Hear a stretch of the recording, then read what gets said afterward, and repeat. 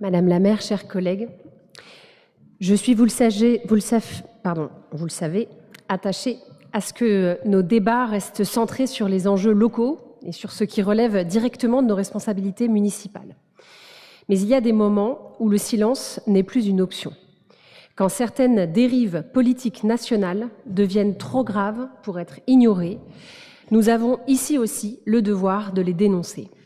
Nos concitoyens attendent de la clarté, pas de l'ambiguïté. Depuis trop longtemps, votre majorité fait preuve d'une complaisance inquiétante envers les agissements de la France insoumise.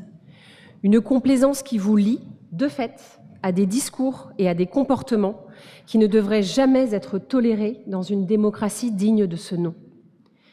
Jean-Luc Mélenchon, figure centrale de votre alliance, attise les divisions, piétine les principes républicains et banalise l'inacceptable. Sa récente intervention à Brest, où il a tenté de justifier une affiche à caractère antisémite visant Cyril Hanouna dans une salle ricanante, en est une illustration glaçante. Plus grave encore, ces attaques contre la presse locale, notamment le journal Le Télégramme, relèvent d'un autoritarisme qui devrait tous nous alerter. Cette haine des médias, cette volonté d'intimider les journalistes sont des signaux d'alerte forts. Ils rappellent les méthodes des régimes qui ne tolèrent ni contradiction ni pluralisme. Et ce n'est pas un cas isolé. LFI soutient aujourd'hui des personnalités comme Rima Hassan, dont les prises de position franchissent allègrement la ligne entre antisionisme militant et antisémitisme assumé. Aucun recadrage, aucune mise à distance. Pire, ces discours se banalisent dans l'espace public, alimentant la haine et fracturant davantage notre société. Les faits sont là. En 2023, les actes antisémites ont explosé, avec une hausse de plus de 300% et plus de 1500 incidents recensés. Et pendant que ce fléau progresse, certains, à gauche, détournent les yeux, voire jettent de l'huile sur le feu.